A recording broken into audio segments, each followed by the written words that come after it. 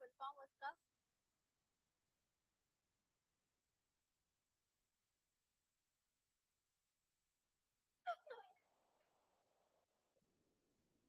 Severe acute Avid dengue. और क्या क्या थे वायरल में? चिकनगुनिया का क्या था? डेंगू का transmission, mode of spread? Aedes aegypti. हाँ, एडिस एजिप्टी है। तो एलिफेंटिसिस किससे कॉज होता है?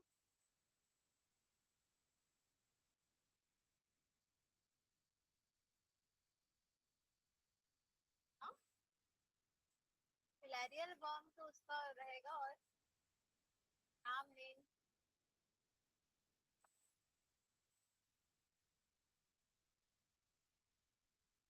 सिरेरिया बैनक्रॉफ्टी था। और वो सिरेरिया मलाई दोनों था। अब मलाई खाते हो यार, मलाई याद रखो उसको बस। और मलेरिया किससे कॉज होता है? मच्छर से। तो जो कौन सा है? प्लाज्मोडियम था। तो प्लाज्मोडियम तीन टाइप के पड़े थे, कौन सा कौन सा?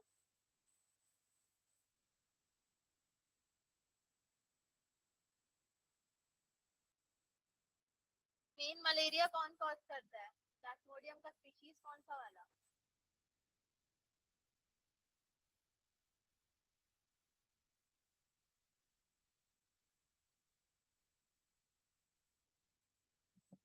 सब तुझसे का खत्म पूरा।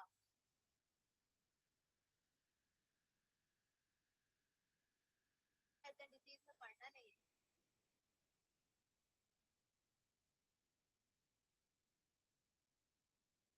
और भी लोग हैं यहाँ पे। सामने में तो तुम दिख जाती हो, तो बाकी लोग भी बाकी लोगों को भी पूछ लो।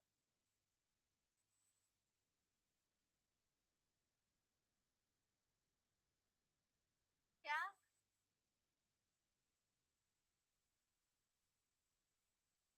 कल मैं भेज दूंगी, तो नहीं भेजी ना, मैं भेज दूंगी। भेज दूंगी ना। क्यों नहीं पढ़े फिर? क्या मतलब है भेजने का? भेजना ही बनता है, तो मतलब एग्जाम के टाइम पे बस एक बार देखना है उसको, उसके बाद खत्म कर लेना है। चलो लाइफ साइकिल देख लो एक बार। हो गया तो बंद करो और लाइफ साइकिल देख लो एक बार। लाइफ साइकिल यहाँ बताई थी मैं थोड़ा सा कि ये क्या होता है, डाइजेनेटिक होता है। मतलब क्या रहेगा ये? दो पोस्ट में ये कंप्लीट होगा, याद रखना इसमें। और मेनली इसमें क्या रहेगा, प्राइमरी इसका क्या रहेगा, फीमेल, फीमेल एनोफिलिस मॉस्किटो। ठीक है, ट्रांसमिशन जो कर रहा है। और सेकेंडरी क्या रहेगा, ह्यूमन। तो एनोफिलिस मॉस्किटो है, उसमें सेक्सुअल फेस रहेगा इसका। और ह्यूमन वाला जो पार्ट है उसमें क्या रहेगा, एसेक्सुअल फेस रहेगा इसका। और ट्रीटमेंट इसका लास्ट में रहेगा, वो है क्या है, क्लोरोफिल का रहेगा, जो कि ये आता है पार्क ऑफ सिंगोला, जो भी बोलोगे सिंगोला ट्री। हाँ, इसी से इसके पार्क से जो है वो निकलता है। और उसका ट्रीटमेंट जो क्लोरोफिल का पॉल्यूशन होता है।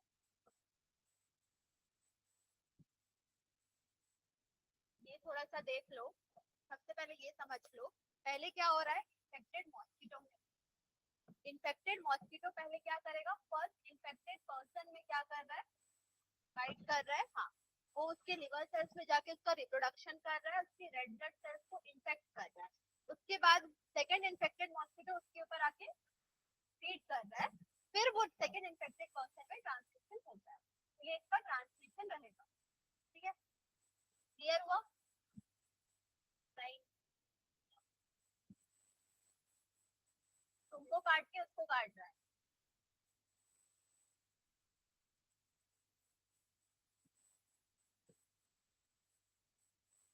नेक्स्ट देखते हैं क्या, लाइफ साइकिल किसका पढ़ रहे हैं हम लोग, प्लाज्मोडियम का।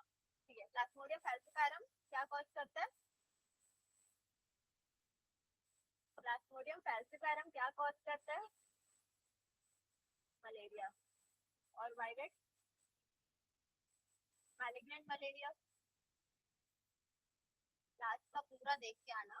मलेरिया का तो छोड़ो, बाकी का जितना भी डिजीजेस है वो कंप्लीट कर लिया। ठीक है, मीडियम का देख लेते हैं नॉर्मल हम लोग। सबसे पहले यहाँ पर जो फेज है वो कौन सा फेज है? सेक्सुअल फेज है। सेक्सुअल फेज किसका था? मॉस्किटो का। और ह्यूमन फेज में जो रहेगा वो कौन सा रहेगा? एसेक्सुअल फेज रहेगा यहाँ पे। तो यहाँ से देखते जाओ क्या क्या चीजें हो रही है। सबसे पहले यहाँ पर क्या हो रहा है? जो इसके स्पोरोजॉइड,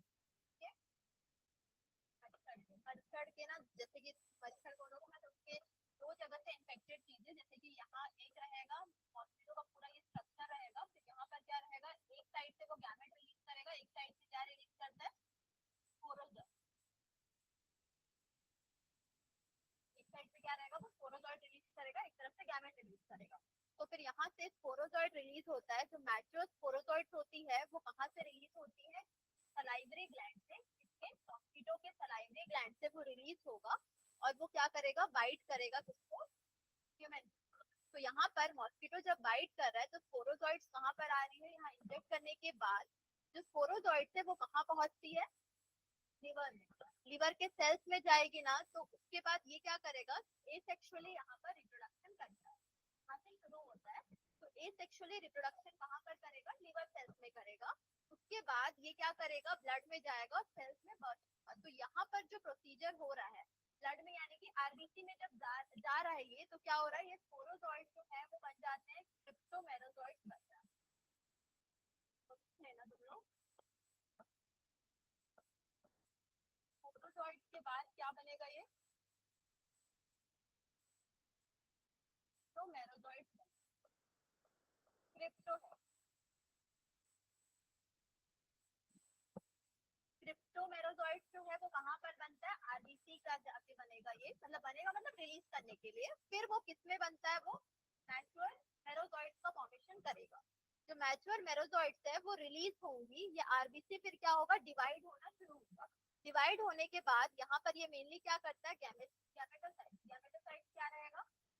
रिप्रोडक्शन कर रहा है, तो उसकी क्या करेगा? वो गैमेट्स रिलीज करेगा। गैमेट्स रिलीज करने के बाद ये पैरासाइट पूरा ब्लड सेल्स में एसेक्सुअली रिप्रोड्यूस करेगा। फिर वो क्या हो जाएगा? रप्चर हो जाएगा। रप्चर होने के बाद यहाँ पर एक टॉक्सिक सब्सटेंस को रिलीज करता है, उसका नाम क्या है? हीमोजॉइड। वो याद रखना क्या रहेगा ये?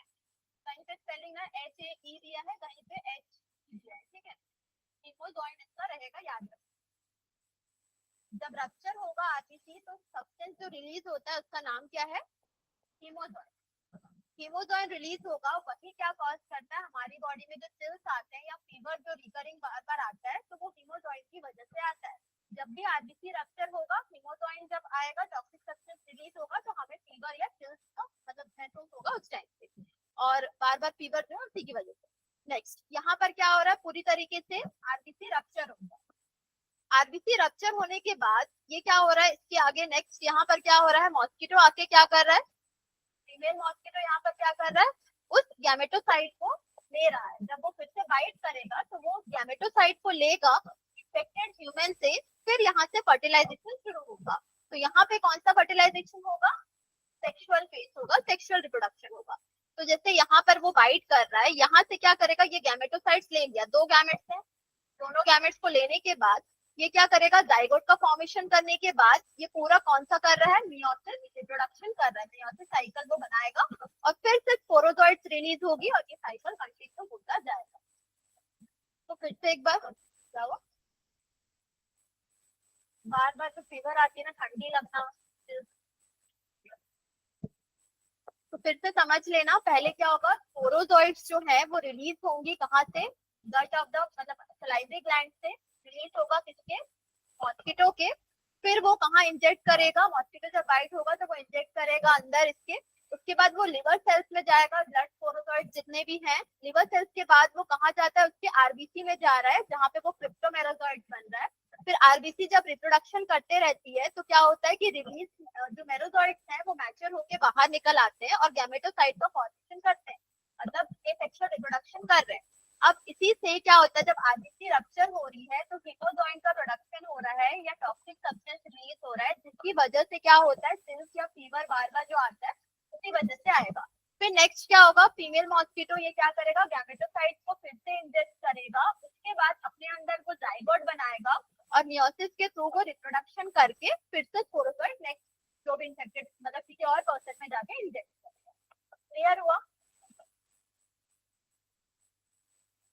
हाँ ये फीमेल एनोफिलिक मॉस्किटो फीमेल ही रहेगा, जो ट्रांसमिशन कर रहा है वो फीमेल एनोफिलिक ही रहेगा।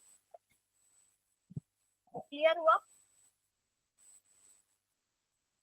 जब क्लोरोक्विन देते हैं तो हो जाता है, कोई प्रॉब्लम नहीं है। वो एक्चुअली क्या करता है, ये जो डिविजन होता रहता है ना ह्यूमन बॉडी में, होस्ट बॉडी में, उसको रोक देता है।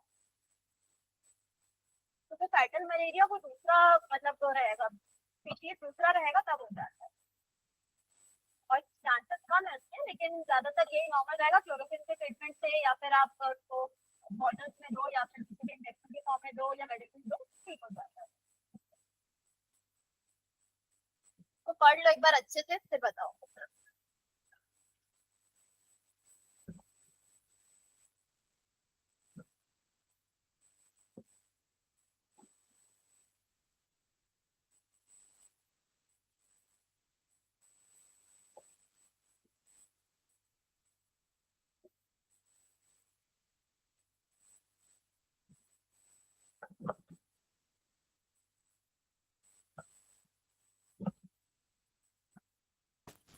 स्पोरोजोइट्स रहता है ना, वही आगे क्या करता है कि क्रिप्टोमेराजोइड बनता है, फिर वो जो रिलीज फॉर्म रहेगा वो मेराजोइड के फॉर्म में।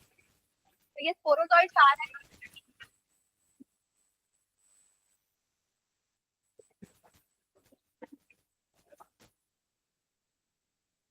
और चीज जो आगे का रिप्रोडक्शन होता है मॉस्किटो का, वो उसके स्टमक वॉल से अटैच होके पूरा रहेगा, ठीक है? स्टमक में होगा, पूरा स्टमक वॉल में होगा। तो ये मेरोसाइट गैमेटोसाइट्स है ना, गैमेटोसाइट्स जो है बाद में जब जाइगोट वहां पे बना रहे हैं तो वो स्टमक वॉल में क्रिएट हो रहा है सब चीज। जैसे ह्यूमन होस्ट में नॉर्मल कहाँ हो रहा है, लिवर में हो रहा है, लिवर से आरबीसी में, मतलब लिवर लिवर से ही हो रहा है, वहां पर किसमें होगा, स्टमक वॉल में होगा। कि इसमें स्पोरोजोइट जहाँ से वो रिलीज करता है, बनता है इसके वॉल। हो गया सबका? देन बताओ फिर।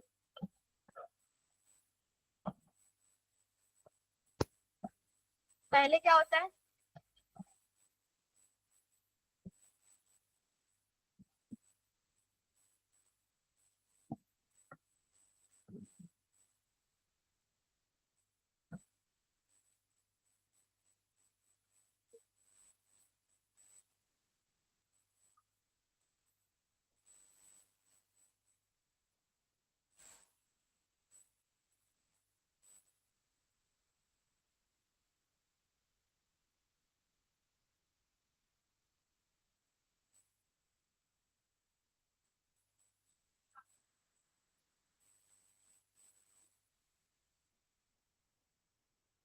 जाइगोट बनेगा, फिर वहां पे कौन सा रहेगा, मियोसिस साइकिल होता है, डिप्लॉयड रहेगा वो रहेगा।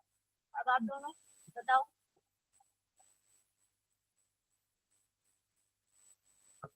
बताओ, तब तक सुन लो उसके बाद।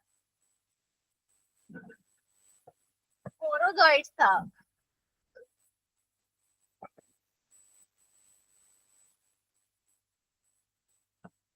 सलाइवरी ग्लैंड से सिक्रेट हो रहा।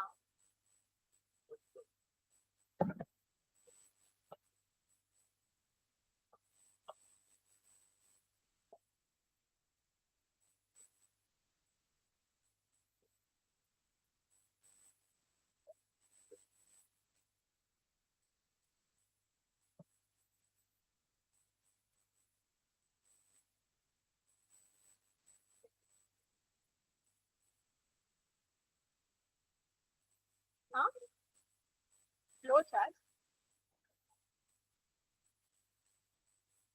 क्रिप्टोमेराजोइट्स है वो, नेचुरल मेराजोइड जो है वो रिलीज होता है। पर जो आरबीसी रप्चर होता है तो टॉक्सिक सब्सटेंस कौन सा रिलीज होता है? हीमोजॉइन। हीमोजॉइन क्या कॉज करता है? भी क्वेश्चन में ये रह सकता है कि what is the cause of recurring fever and high chills वगैरह जो भी है, ये सब चीजें, तो उसका क्या रहेगा, हीमोजॉइन रहेगा। हीमोजॉइन कब होता है, कब रिलीज होता है? आरबीसी रप्चर होगा तब, ठीक है? इतना क्लियर हुआ अच्छे से? उसके आगे क्या होता है?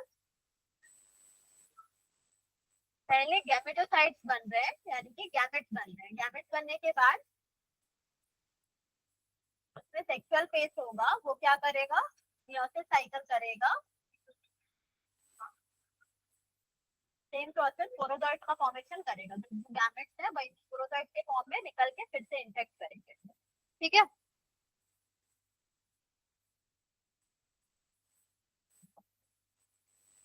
अभी बताओ जैसे कुछ है, ये पढ़ लो, प्रिवेंशन ऑफ मलेरिया नॉर्मली क्या क्या रहेगा। इसमें एक चीज है, एक है गैम्बूसिया फिश का, याद रखना है इसमें नॉर्मल। गैम्बूसिया फिश को अगर पॉन्ड में इंट्रोड्यूस करते हैं तो वो मेनली क्या करता है, वो मॉस्किटो लार्वे पे फीड करता है, तो इससे भी कंट्रोल रहता है मॉस्किटो। क्या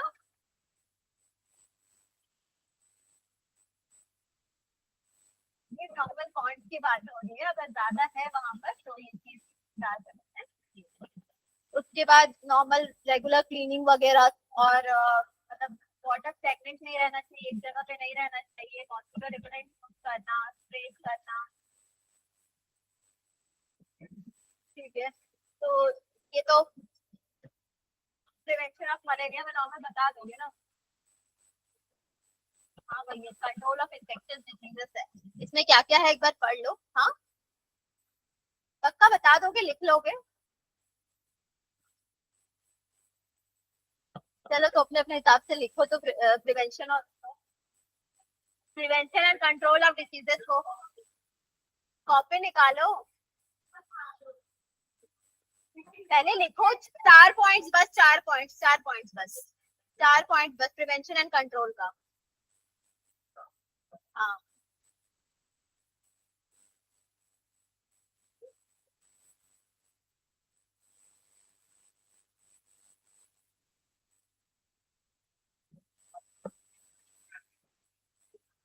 हाँ, तो वही दोनों क्या लिखना है, मेरे को समझ में वो नहीं आया बस।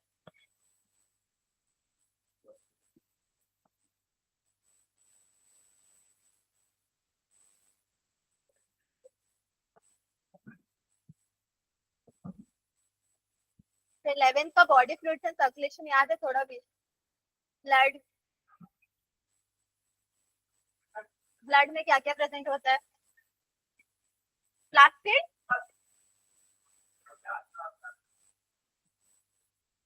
और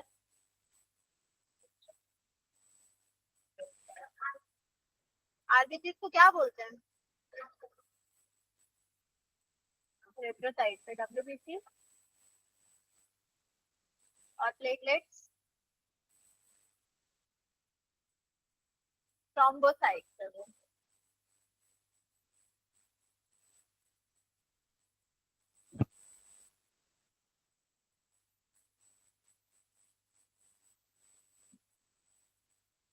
4 पॉइंट भी नहीं आ रहा, अभी बोले कर लोगे करके, अब 4 पॉइंट नहीं बन रहा। चलो छोड़ो, खत्म करो यहाँ पे। प्रिवेंशन और प्रिवेंशन गैम्बूसिया फिश था वो। प्रिवेंशन एंड कंट्रोल में ये देख लेना, पर्सनल हाइजीन नॉर्मल, यानी कि क्लीन करना, कंजप्शन क्लीन फूड का, ये सब वैक्सीनेशन और इम्यूनाइजेशन भी रिक्वायर्ड है ताकि कंट्रोल करे डिसीजेस को, जैसे पोलियो, डिप्थेरिया, ये सब अलग आएगा नॉर्मल इन्फेक्शियस डिसीजेस के लिए। ये पब्लिक हाइजीन मेंटेन करना, ये सब इन्फेक्शन डिसीजेस के लिए है ना, उसके पहले वो मलेरिया वाला था। उसके बाद ये क्या रहेगा, इरेडिकेशन वेक्टर्स का, उनके ब्रीडिंग प्लेसेस से जो भी रहेगा, तो इसमें भी वही मॉस्किटो का इरेडिकेशन में लिख सकते हो। और avoid stagnation of water in puddles, net का यूज करना, ये सब किसका आ जाएगा, मॉस्किटो का। यहाँ पर जितना भी है गैम्बूसिया फिश जो है वो पॉइंट पे डालेंगे, GAMBUSIA, GAMBUSIA। अच्छा ठीक है, डब्ल्यूबीसी को थोड़ा सा देख लो, GAMBUSIA। टाइप्स ऑफ, हो गया कंप्लीट। टाइप्स ऑफ डब्ल्यूबीसी पहले देख लो इम्यूनिटी पढ़ने के पहले, ठीक है। तो ग्रैनुलोसाइट्स और क्या रहेगा यहाँ पे, ए ग्रैनुलोसाइट्स है। ग्रैनुलोसाइट्स 3 है, कौन से, न्यूट्रोफिल, स्नोफिल, और क्या रहेगा, मेसोफिल्स है। और ए ग्रैनुलोसाइट्स कौन से हैं, और मोनोसाइट्स। लिम्फोसाइट्स कितने टाइप के, नेचुरल किलर सेल्स रहेगा, ठीक है। तो मेन, हाँ ये काम इसका देख लो, न्यूट्रोफिल क्या करता है, फेगोसाइटोसिस में हेल्प करेगा, ठीक है, एंगल्स करेगा, एंगल्स करने का याद है थोड़ा भी, एनीवन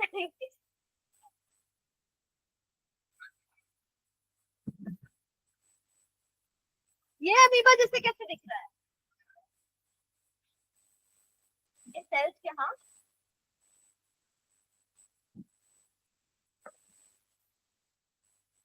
इसका शेप के बेसिस पे ठीक है, लेकिन ये क्या कर रहा है, मेनली फेगोसाइटोसिस यानी कि इसको एनवर्स करने में हेल्प कर रहा है। इसके बाद नेक्स्ट क्या रहेगा, ये पैरासिटिक इन्फेक्शन के लिए स्नोफिल का, बैसोफिल का रहेगा इंफ्लेमेटरी एलर्जिक रिएक्शन जितने भी है उसके लिए।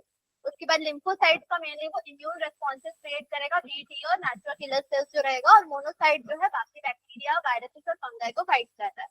उसके बाद नेक्स्ट क्या देखते हैं हम लोग, इम्यूनिटी के बारे में। इम्यून क्या होता है, इम्यूनिटी नहीं, इम्यून क्या होता है,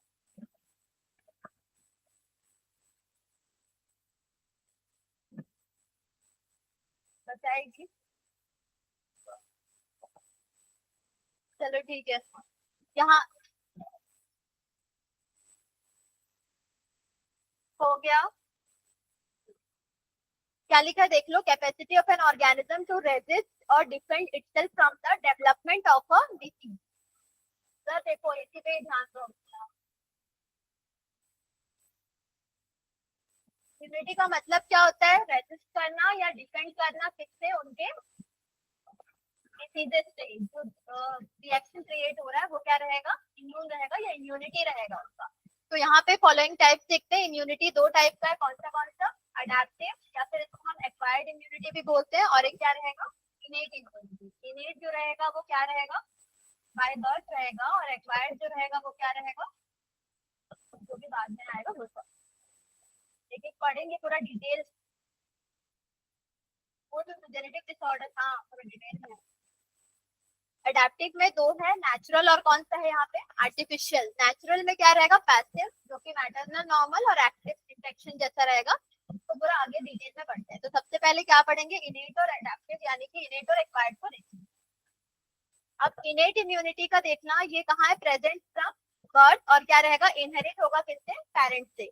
और ये स्पेसिफिक नहीं रहेगा, जैसे इसमें टोटल कंपोनेंट्स इसके चार हैं। पहला कौन सा, physical barrier, physiological barrier, cellular barrier, और क्या रहेगा, साइटोकाइन बैरियर।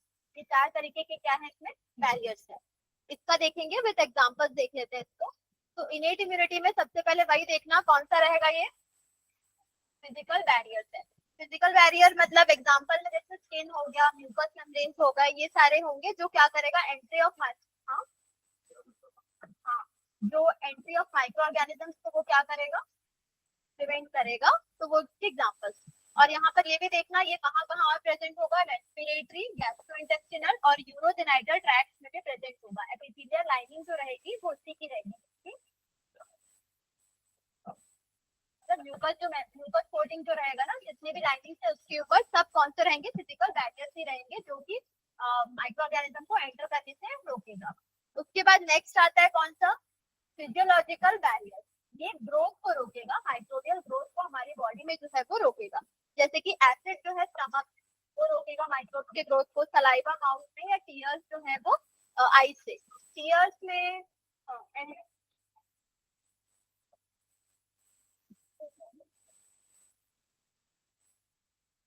टीयर्स में ना एंजाइम का नाम लिख लेना, जो भी एंजाइम रहेगा ना वो लाइसोजाइम एंजाइम वहां पर प्रेजेंट रहता है। उसके बाद नेक्स्ट देखना कौन सा बैरियर है, सेलुलर बैरियर्स है। ये मेनली माइक्रोब्स को डिस्ट्रॉय करेंगे और उसको एनकल्स यानी कि फेगोसाइटोसिस होगा इसका। जैसे कि कुछ डब्ल्यूबीसीज है, कौन से पॉलीमॉर्फोन्यूक्लियर लिम्फोसाइट्स है, और मोनोसाइट्स और एनके सेल्स जो रहेंगे वो क्या करेगी, मेनली फेगोसाइटोसिस और माइक्रोब्स को डिस्ट्रॉय करेगी। तो ये कहाँ है, ब्लड में भी एज वेल एज टिश्यूज के मैक्रोफेजेस में भी क्या रहेगा, ये प्रेजेंट रहेगा। कौन सा बैरियर, सेलुलर बैरियर। उसके बाद लास्ट कौन सा बैरियर है, साइटोकाइन बैरियर। ठीक है, ये मेनली क्या करेगा, वायरस जो मतलब ये मेनली वायरस इन्फेक्टेड सेल्स जितने भी हैं वो प्रोटीन सिक्रीट करती है, जिसका नाम क्या रहता है, इंटरफेरॉन। इसका मतलब अच्छे से समझना, ये वायरस इन्फेक्टेड सेल्स है। ठीक है, एक वायरस इन्फेक्टेड सेल है ये, जैसे ये वायरस इन्फेक्टेड सेल है, यही क्या करेगा, अपना एक प्रोटीन जो है वो बनाएगा, इसकी जो लेयर्स रहेंगी ना, ये एक प्रोटीन बनाएगा जिसका नाम क्या है, इंटरफेरॉन रहेगा इसका नाम। ठीक है, इंटरफेरॉन जो है वो बाकी वायरस को क्या करने से रोकेगा, अटैक करने से वो रोकेगा। तो वो क्या रहेगा, सेलुलर बैरियर, यानी कि खुद के सेल्स जो है, वायरस के सेल्स, वो क्या बनाते हैं, प्रोटीन बनाते हैं। Sorry, cytokine barrier, cytokine barrier जो है वो क्या करेंगे, खुद से क्या निकालेंगे, प्रोटीन बनाएंगे जिसका नाम क्या रहेगा, इंटरफेरॉन्स, जो कि प्रोटेक्ट करेगा उसको फर्दर इन्फेक्शन। तो याद रखना, चार टाइप का कौन सा हो गया, physical barrier, physiological barrier, cellular और साइटोकाइन रहेगा। फिजिकल का एग्जांपल स्किन, म्यूकस मेम्ब्रेन्स, और फिजियोलॉजिकल का, सेलुलर का डब्ल्यूबीसीज, एनके सेल्स, कुछ डब्ल्यूबीसीज है, पूरे डब्ल्यूबीसीज नहीं रहते हैं इसमें, और साइटोकाइन का वायरस इन्फेक्टेड जो भी रहेगा वो है। नेक्स्ट देख लो, acquired immunity. Acquired immunity birth से प्रेजेंट नहीं रहेगा, डेवलप क्या होगा, किसी भी लाइफ टाइम में वो डेवलप हो जाएगा, और मेनली ये पैथोजन क्या रहेगा, स्पेसिफिक रहेगा, और मेमोरी से याद रहेगा ये कि कैसा रहेगा क्या नहीं रहेगा। तो मेमोरी के हिसाब से वो प्राइमरी रिस्पॉन्स और सेकेंडरी रिस्पॉन्स रहता है इसका। तो उसमें वही पढ़ना, सबसे पहले अगर क्या होगा कि कोई भी पैथोजन अगर क्या कर रहा है, एनकाउंटर कर रहा है फर्स्ट टाइम, तो फिर वो रिस्पॉन्स क्रिएट करता है, कौन सा, प्राइमरी रिस्पॉन्स। ये लो इंटेंसिटी का रहता है, मतलब ज्यादा वो रिएक्ट, मतलब वो नहीं करेगा, तो थोड़ा सा प्रेजेंट रहेगा, बस ये है। लेकिन जब फर्दर एनकाउंटर होगा सेम पैथोजन का, तो वो एक highly intensified secondary immune response generate करता है। तो क्यों जनरेट करता है, क्योंकि फर्स्ट एनकाउंटर उसको याद रहता है, इस वजह से, तो मेमोरी ऑफ फर्स्ट एनकाउंटर की वजह से वो सेकेंडरी इम्यून रिस्पॉन्स जो है वो अच्छे से जनरेट करता है, और उसकी इंटेंसिटी बहुत ज्यादा होती है। क्लियर हुआ, प्राइमरी और सेकेंडरी इम्यून रिस्पॉन्स क्लियर है।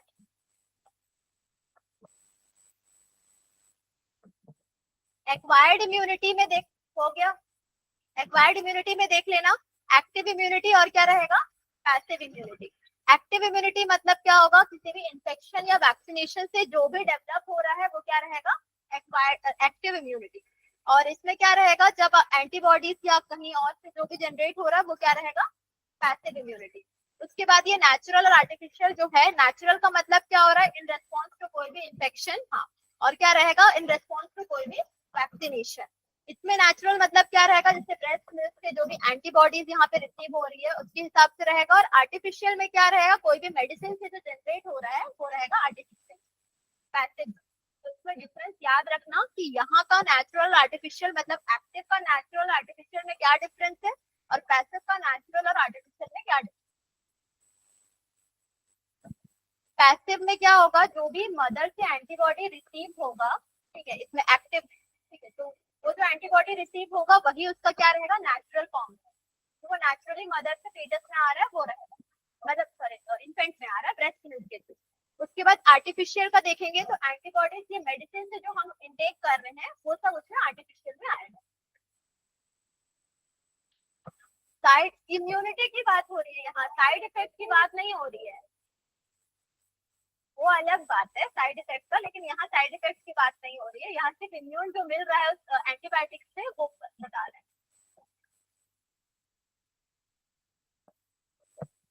टाइप्स देख लेना एक्वायर्ड इम्यूनिटी के, तो यहाँ पर पहला कौन सा है, ये ह्यूमोरल इम्यून रेस्पॉन्स, या फिर उसी को हम एंटीबॉडी मेडिएटेड इम्यूनिटी बोलते हैं। तो ये मेनली क्या रहेगा, ब्लड और लिम्फ में क्या रहेगा, ये प्रेजेंट रहेगा। सेकंड कौन सा है, सेल मेडिएटेड इम्यून रेस्पॉन्स या फिर सेल मेडिएटेड इम्यूनिटी। ये मेनली कहाँ पर, बाय टी लिम्फोसाइट्स रहेगा। अच्छा, यहाँ पे एक वर्ड यूज हो रहा है, ग्राफ्ट रिजेक्शन। ये ऑर्गन ट्रांसप्लांटेशन के टाइम पे ग्राफ्ट रिजेक्शन का मतलब, हाँ, टिश्यूज को एक्सेप्ट नहीं करेगा, जो ग्राफ्टिंग की प्रोसेस होती है वो एक्सेप्ट नहीं करेगा, और किडनी ट्रांसप्लांटेशन वगैरह में तो ये क्या रहेगा कि इसी से वो सेल्स और नॉन सेल्स को क्या करता है, डिस्टिंग्विश करेगा। तो ये कौन सा वाला किसकी वजह से होता है, सेल मेडिएटेड इम्यून रेस्पॉन्स की वजह से होता है। तो ह्यूमोरल और ये क्या रहेगा, सेल मेडिएटेड, ये याद रखना दोनों। थोड़ा सा, ज्यादा कुछ नहीं है।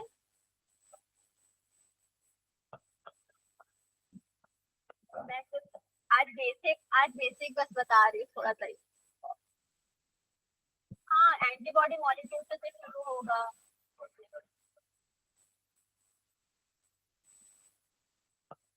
चलो छोड़ो।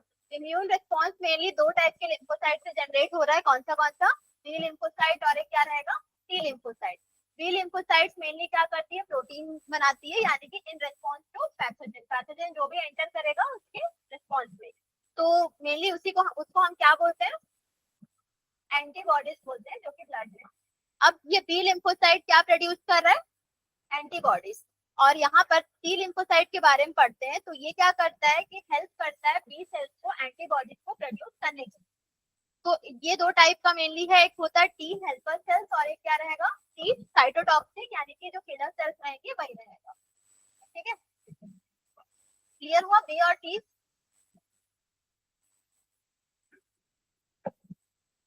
नेचुरल किलर सेल्स जो रहेंगे वही साइटोटॉक्सिक में आएंगे। ये कुछ नहीं है, ये है कुछ नहीं, इतना ज्यादा मत सोचो। वो कुछ है नहीं, चेन के नाम है बस, का टेंशन मत लो। ठीक है, सिर्फ और सिर्फ सुन लो बस हो गया। स्ट्रक्चर देख लो डी और टी का। मेनली डी सेल के रिसेप्टर्स में क्या क्या है, लाइट चेन, हैवी चेन। ये एंटीबॉडी के मॉलिक्यूल में अच्छे से बताऊंगी, ये पूरा एंटीबॉडी है ना, ये एंटीबॉडी प्रोड्यूस कर रहा है। हाँ हाँ, वो बाद में अच्छे से बताऊंगी। प्रोसेस रिसेप्टर क्या बोले, नहीं सेम है, यही एंटीबॉडी है, बस उसको डिस्क्राइब करना है। तो ये सिर्फ रिसेप्टर बता रही हूँ कि ये बाइंडिंग साइट्स होती है, क्या क्या चीजें होती है वो। तो यहाँ पे देखना कि अलग अलग रीजन है इसमें, एक वेरिएबल रीजन है, कांस्टेंट रीजन रहेगा, और एक ट्रांस मेम्ब्रेन इसका रीजन रहेगा। जो ट्रांस मेम्ब्रेन रीजन है वो मेम्ब्रेन से क्या रहेगा, बाउंड रहेगा। जो कि इसमें क्या रहेगा, छोटे छोटे दो रहेंगे, अल्फा और इसके बीटा चेन रहेंगे, किसके, टी सेल की। टी सेल में ना, मतलब डायग्राम अच्छे से नहीं बताया, लेकिन याद रखना कि ये भी क्या रहेगा, बाइंड रहेगा किसके साथ, मेम्ब्रेन के साथ ही बाइंड रहेगा ये भी। और कोई डिस्कशन बचा है? हाँ, नहीं किया है वो, पता हो गया।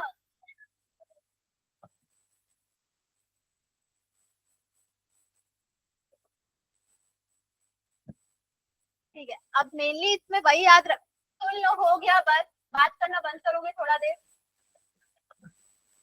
बी सेल्स मेनली क्या करता है कि वो जो इन्वेडर सेल के बाहर रहती है उनको क्या करेगा, वो अटैक करता है। और टी सेल्स में क्या रहता है, जो भी इन्फेक्टेड सेल्स है वो उसको अटैक करता है। तो बी सेल्स होती हैं जो बाहर, सेल्स के बाहर जितने भी इन्वेडर्स हैं जो अटैक कर रहे हैं उनको करेगा वो अटैक। ठीक है, दोनों में डिफरेंस। हाँ, टी सेल्स जो है वो इन्फेक्टेड सेल्स को डायरेक्टली अटैक करता है, क्योंकि टी सेल्स से टी सेल्स को प्रोड्यूस करना है।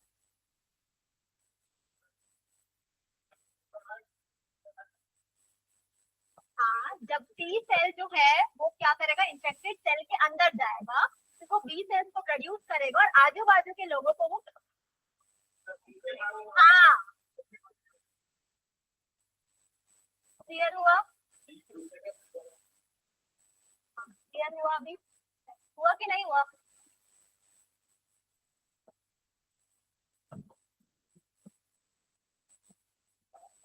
थोड़ा सा देख लो। इनेट इम्यूनिटी में ये सारा है, जो एनके सेल्स है वो इनेट में भी है और अडेप्टिव में भी है। तो ये दोनों देख लेना कि T cell, B cell, B cell antibodies produce कर रहा है वहां पर, और बाकी जितने भी हैं डब्ल्यूबीसी के वो कितना आ रहा है, इनेट इम्यूनिटी के अंदर आ रहा है, आ रहा है।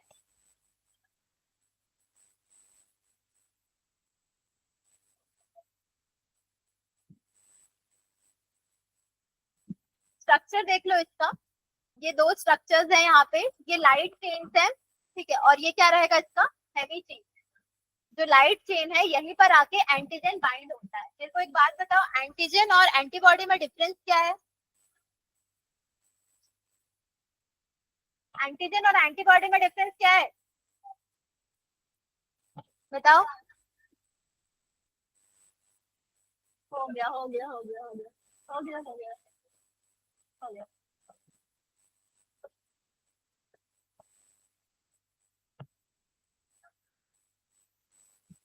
एंटीजन ऐसा चीज है जो कि क्या करेगा, जैसे इम्यून रिस्पॉन्स को ये मेनली क्या कर रहा है, प्रोड्यूस करता है। ये एंटीजन, ये मत सोचना कि ये फॉरेन पार्टिकल्स है वो एंटर कर रहा है और एंटीबॉडीज इसके आगे अटैक कर रही है, वो चीजें नहीं है यहाँ, ठीक है। यहाँ पर मेनली क्या रह रहा है, ये ऐसे सब्सटेंसेज हैं जो इम्यून रिस्पॉन्स को क्या कर रहे हैं, ट्रिगर कर रहे हैं और इम्यून रिस्पॉन्स को प्रोड्यूस कर रहे हैं, ठीक है, रिस्पॉन्स प्रोड्यूस कर रहे हैं यहाँ पे। एंटीबॉडीज क्या रहेगा, ये मेनली कहाँ है, ये मेनली प्रोटीन के फॉर्म में रहेगा। ये क्या कर रहा है, प्लाज्मा सेल से ये प्रोड्यूस हो रहा है, मतलब जो भी बी लिम्फोसाइट इसको प्रोड्यूस कर रहा है। तो वही बता रही हूँ कि इसके बीच का डिफरेंस याद रखना, एंटीजन और क्या रहेगा, एंटीबॉडी का। इधर वो तो हेल्प करेगा ना, मतलब बी सेल्स जो काम कर रहा है वही करेगा ये।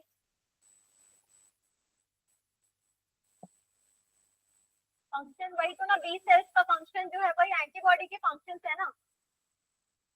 अभी तो पढ़े कि टी सेल और बी सेल अभी अभी पढ़े, वही रहेगा से। चलो ठीक है, हो गया। नेक्स्ट, ये एंटीजन बाइंडिंग साइट्स रहेंगे यहाँ पर, दोनों जगह एंटीजन बाइंडिंग साइट्स है ये। और ये क्या रहेगा, मेनली बॉन्डिंग, इसका कौन सा बॉन्डिंग रहेगा, डाइसल्फाइड लिंकेज रहता है इसका।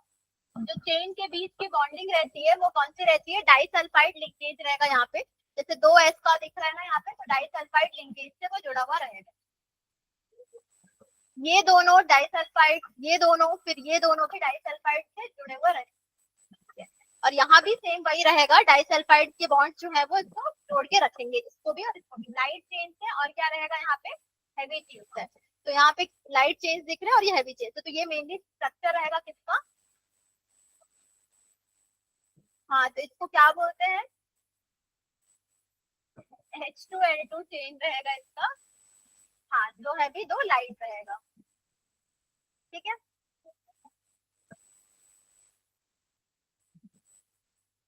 ये दोनों, ये बाइंडिंग साइट है ना, कि तो वो कैसे बाइंडिंग बना रहा है। यहाँ पर देखना, ये देखो, ये जो है वो बाइंडिंग साइट रहेगा, यहीं से आके क्या करेगी, एंटीजन जो है वो अटैक करेगी, मतलब अटैक नहीं, बाइंड होगा यहाँ पे और रिस्पॉन्स क्रिएट करेगा। एंटीजन एंटीबॉडी के साथ मिलके रिस्पॉन्स क्रिएट करता है, वो अलग आता है। एंटीजन एंटीबॉडी इंटरेक्शन जो होता है वो बाद में हम लोग पढ़ते हैं और आगे हायर क्लासेस में। हाँ, एंटीजन एंटीबॉडी का इंटरेक्शन कैसे होता है, लास्ट ये।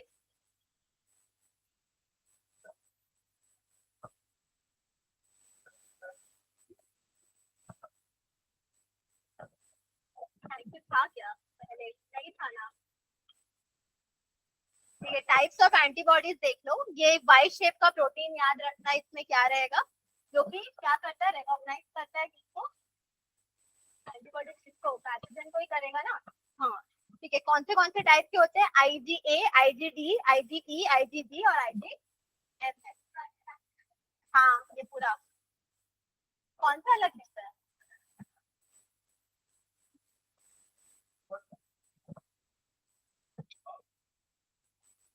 किसमें, GD।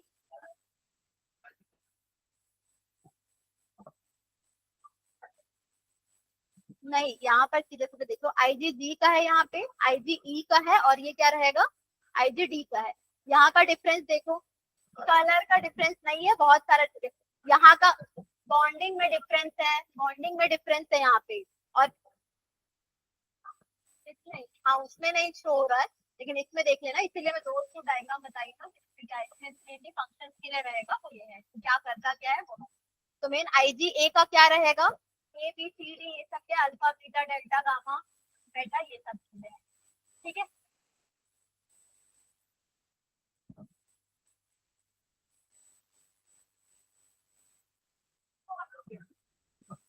हाँ, स्पेस भी देखो, दोनों का स्पेस अलग अलग है, स्पेस डिफरेंस भी है, हैवी और लाइट के बीच में जो डिफरेंस है वो भी है, ठीक है। IgA का देखना, सबसे पहले ये कहाँ हो रहा है, सीक्रेट हो रहा है किससे, म्यूकस, सलाइवा, टीयर्स, और कहाँ पे, कोलेस्ट्रम। कोलेस्ट्रम पता है, हाँ। फिर ये मेनली क्या करता है, पैथोजन को अटैक करता है, मेनली ये किस चीज के लिए, डिस्ट्रप्शन के लिए पूरा। उसके बाद नेक्स्ट IgD वाला जो रहेगा, IgD जो रहेगा वो मेनली क्या करता है, बी सेल का ही रिसेप्टर है, और ये IgM को रिलीज करने में हेल्प करता है। उसके बाद आईजीई का देखना, ये मेनली जो मास्ट सेल और बेसोफिल सेल्स होती है उनके साथ बाइंड होगा और एंटी मतलब एलर्जी के लिए वो रहेगा, एलर्जी और भी पैरासिटिक एक्टिविटी के अगेंस्ट ये रहेगा। उसके बाद नेक्स्ट कौन सा है, आईजीजी जो है वो मेनली क्या करेगा, फेगोसाइट से बाइंड होगा और मेनली ये सेकेंडरी रेस्पॉन्स के लिए रहेगा और ये प्लेसेंटा से क्रॉस होता है कौन सा, आईजीजी। पढ़े हो ना ह्यूमन कोरियोनिक गोनाडोट्रॉफी वाला, मतलब जो एसटीसी वाले पढ़े होंगे पूरा जो भी ह्यूमन रिप्रोडक्शन में। ठीक है, आईजीएम का देखना, वो मेनली कॉम्प्लीमेंट फिक्स कर रहा, मतलब मेन एंटीबॉडी वही रहेगा कौन सा, हाँ प्राइमरी रेस्पॉन्स का बी सेल रिसेप्टर है और ये मेमोरी क्रिएट करने में हेल्प करता है। ठीक है, इसको याद कर लो।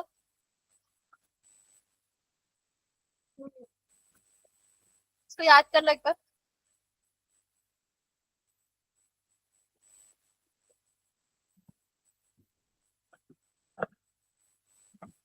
ये जो बेसोफिल सेल है और मास्ट सेल है उसके साथ ये बाइंड होगा, बाइंड होने के बाद जो भी एलर्जी कॉज हो रहा है उसके अगेंस्ट ये रिएक्ट कर।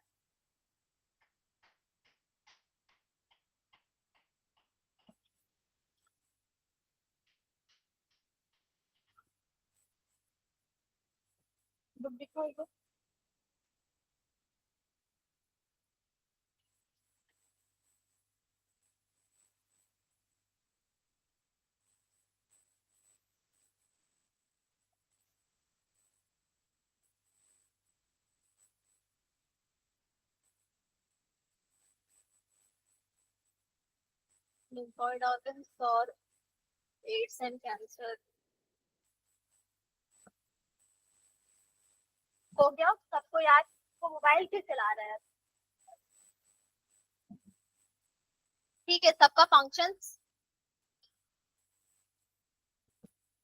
हो गया।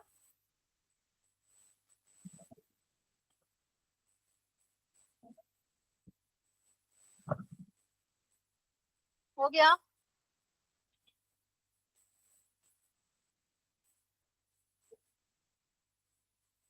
पूछने रहे। हो गया। वो खुद को याद नहीं है। याद नहीं हो चुका था उसे।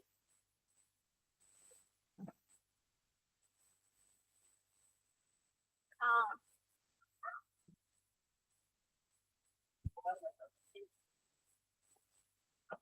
चलो पढ़ लो इसको, अभी इसको पढ़ लो, अभी इसको पढ़ लो। हो गया। हो गया सबका, लिख लो, लिख के बताओ बोले क्या। लास्ट स्लाइड तो बताई थी, एंटीजन और एंटीबॉडी का डिफरेंस था उसमें। वही तो था, सेम था। 20 वो एंटीजन वर्सेस, हाँ एंटीजन वर्सेस एंटीबॉडी था।